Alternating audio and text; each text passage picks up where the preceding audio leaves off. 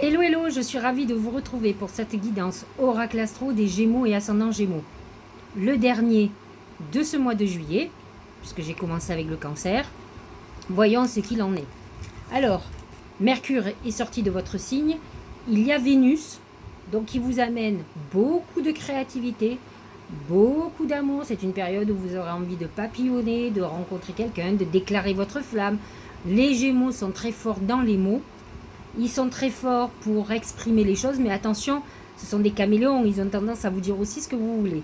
Mais en tout cas, Vénus en Gémeaux n'est pas fidèle, hein. Attention, elle part un peu dans tous les sens, mais en tout cas, elle va exacerber le côté amoureux des Gémeaux et c'est une bonne période pour rencontrer quelqu'un.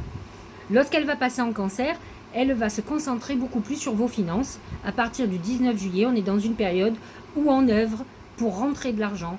On peut être amené à faire des travaux, à vouloir acheter un bien immobilier. On est dans une réflexion sur tout ce qui est investissement et financier. Et dans le Cancer, c'est côté patrimoine qui va nous importer le plus. Lorsque le soleil va rentrer en Lion, c'est un signe ami pour vous. Il est positionné en maison 3 qui à la base est la maison du Gémeaux. Donc c'est une période où vous allez briller. C'est un moment où vous allez être très créatif, où vous allez avoir plein d'idées, où vous aurez envie de vous amuser, de rencontrer du monde, de sortir. Enfin, il y a une notion de légèreté, un peu de papillon comme vous êtes. Mercure, le 20 juillet, sera en Lion et va exacerber ce côté, ce mode de fonctionnement à briller, à vous épanouir. Et ça, c'est une très très bonne nouvelle. Les planètes en taureau sont positionnées dans votre maison 12. La maison 12, c'est votre maison du bilan. C'est les maisons des épreuves aussi. Avec ce Mars en taureau, vous aurez tendance à vous énerver, à vous contrarier si vous trouvez des entraves sur vos projets. Mais, heureusement, le taureau sait se calmer, mais il peut avoir des colères terribles. Attention avec Uranus qui touche le deuxième décan, où il peut y avoir des événements imprévus qui puissent être des épreuves ou des soucis de santé. Donc, essayez de ne pas rouler en colère, de ne pas rouler trop vite, de faire attention, parce que le Gémeaux manque d'attention. Il est très... sa tête part tellement dans tous les sens qu'il manque sur la concentration. Jupiter est toujours en bélier dans votre maison 11, qui est une maison des amis. Ça vous connecte à votre intuition et à vos guides. Et ça vous amène une aide précieuse, une protection importante. Si vous avez besoin d'aide, Jupiter va vous aider. Attention à sa rétrogradation. Ça peut être un moment où on recherche à réajuster tous nos vœux, tout ce qu'on a mis en route. Ça sera la fin du mois. Le poisson est toujours dans votre maison 10, donc c'est une période un peu nébuleuse au niveau professionnel qui touche les derniers décans. C'est compliqué. Neptune met des situations qui peut mettre vos nerfs en pelote, qui va vous agacer, des situations nébuleuses, des trahisons, des mensonges, des choses qui ne sont pas claires et qui ne vous conviennent, mais pas du tout, alors que le Gémeaux symbolise la lumière. Donc ça va être compliqué pour vous. Saturne est en maison 9, c'est la maison des leçons de vie, et Saturne est le maître du karma. Donc vous êtes dans une période très karmique, les derniers décans particulièrement du Gémeaux, et c'est vrai que là aussi vous allez avoir vos nerfs à dure épreuve, parce que vous aurez du mal à avancer, ça sera bloqué. C'est vrai qu'il faut que vous réfléchissiez à pourquoi vous vivez des blocages, parce que vous êtes en période de leçon de vie. Voilà en gros sur ce qui va se passer. Cette pleine lune du 13 juillet n'est pas particulièrement en harmonie avec vous, mais va être particulièrement sur le côté financier. La nouvelle lune, par contre, du 28 juillet en Lion, va toucher les premiers décans du Gémeaux, donc ceux du mois de mai, plus particulièrement, mais elle touchera les autres décans, puisque la lune avance très très vite, et va vous apporter l'aide que vous espérez. C'est un bon moment pour faire vos vœux.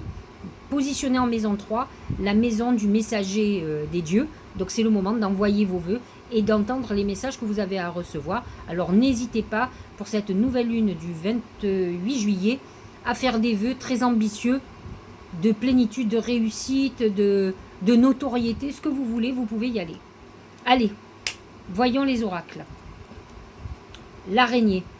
L'araignée, c'est plusieurs choses. Elle tisse sa toile. Elle est en train de préparer un certain nombre de choses pour l'avenir. Ce sont des plans, des programmations. On est en train de préparer sa nouvelle vie.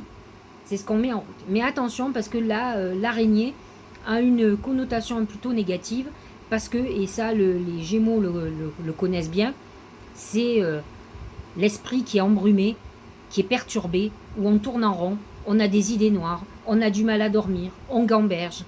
C'est compliqué, on peut être même en dépression. Attention, attention.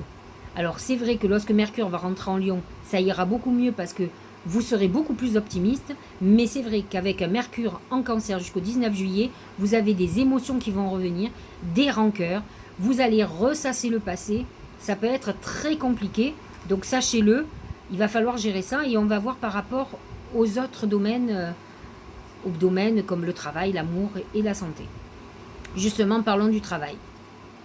Le bébé c'est la nouveauté, nouveau job, nouvelle association, nouveau projet qui démarre. Peut-être êtes-vous sur un projet depuis longue haleine, mais peut-être en démarrez-vous un nouveau. Les Gémeaux sont un signe double, même triple et quadruple d'ailleurs, qui sont capables de gérer plusieurs choses en même temps. Donc, c'est vrai que Neptune est quand même positionné en Poisson, donc il amène aussi beaucoup de créativité et d'inspiration. Et ça, les Gémeaux, ce sont des gens très connectés, qui ont beaucoup d'idées, qui sont très créatifs. Et donc ça, c'est exacerbé, mais faites attention à ne pas partir dans des nouvelles activités qui vous pourraient vous plomber ou plomber une activité déjà en cours. Il est bien évident que vous avez besoin de nouveautés. L'ancien vous fatigue, vous perturbe, les choses ne tournent pas obligatoirement comme vous voulez et vous aurez besoin de nouveautés. Donc vous serez dans une période de réflexion sur un nouveau job, nouvelle association, nouveau projet professionnel. Vous aurez besoin de régler des problèmes financiers. L'araignée peut amener des soucis à régler financièrement ou beaucoup de dépenses qu'il va falloir combler. Donc on est dans cette phase, mais bon, le bébé, c'est quand même un renouveau très important. Ça correspond bien au Cancer, qui est symbole de la naissance. Et le bébé, c'est un bébé qui naît. Donc le soleil, Mercure en Cancer jusqu'au 22 juillet pour le soleil, 19 juillet pour Mercure, va vous permettre de mettre en route des projets nouveaux et de vous y atteler. En maison 2 qui amène de l'argent, donc vous allez chercher quelque chose à faire pour que ça soit fructueux, pour ramener l'argent rapide. Et Vénus va vous y aider, puisque Vénus, c'est la Vénus de l'abondance. Positionnée en maison 2, elle ne peut que vous amener de l'argent. Voilà pour les oracles et pour le travail. Pour l'amour, c'est le dragon. On ne peut pas dire que le dragon soit quelque chose au niveau sentimental qui soit merveilleux. Parce que le dragon, il est exigeant, il est dur, il est sévère, il est tout sauf doux. C'est le Capricorne, c'est cette pleine lune qui vous montre quand même que vous êtes beaucoup plus concentré sur tout ce qui est financier que sur l'amour. Or, je pense que vous en aurez besoin. Votre Vénus en Gémeaux vous éparpille. Vous n'êtes pas du tout dans une phase à vouloir construire. Donc, vous allez être dominant, un peu dur, exigeant. On n'est pas du tout dans l'amour. Je préfère vous le dire. Lorsque Vénus rentrera en Lion, un petit peu plus tard, ça ne sera pas la même. Là, vous serez dans une période beaucoup plus amoureuse. Vénus en maison 2, c'est un peu le dragon. On est plutôt préoccupé par l'argent que par l'amour. Santé, la colombe, c'est le message de paix ou d'apaisement. Donc, si vous avez eu quelques soucis, des problèmes de dos, des problèmes quels qu'ils soient, c'est un apaisement. Un apaisement aussi au niveau du mental, ça ne serait pas du luxe. Donc là, la colombe est porteuse de bonnes nouvelles, et porteuse d'amour et d'adoucissement des situations. Si vous avez eu un souci de santé, on est dans la phase de guérison et à la limite, on va vous annoncer que vous êtes guéri. Donc ça, c'est des très très bonnes nouvelles. Au niveau du premier oracle, c'est l'abondance. Alors que nous dit cet oracle? Sentez-vous mériter le meilleur sans aucune condition en contrepartie. Alors, bien entendu, que les planètes en Cancer en maison 2 vous amènent, et Vénus en particulier à partir du 19 juillet, vous amène cette abondance. Donc vous êtes dans une période où vous allez rentrer de l'argent, vous allez faire des projets pour rentrer de l'argent, vous allez être fructueux. Vous ne ferez pas des choses que pour être créatif, vous ferez des choses pour gagner votre vie. Donc si vous êtes en réflexion pour changer de métier et autres, c'est pour gagner mieux votre vie, pour vous épanouir certes, mais aussi pour gagner votre vie. L'un n'ira pas sans l'autre. Parfois, on peut être motivé pour être plus épanoui, c'est une chose, mais là, ça sera surtout pour gagner votre vie et vous êtes dans cette période d'abondance qui est plutôt très favorable. Le Tao, c'est l'éclatement. Vous avez remarqué, je ne l'ai pas pris dans l'ordre, mais c'est pas grave. L'essentiel, c'est de les dire.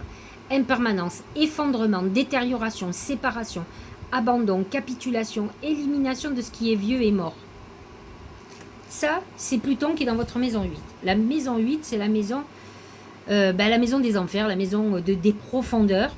Pluton, en fait, il va digérer et il va déféquer. Il va se libérer de tout ce qui n'est pas bon. Vous êtes dans une période de transition et de transformation. Pluton accentue encore plus la transformation. Actuellement, il touche particulièrement les derniers décans.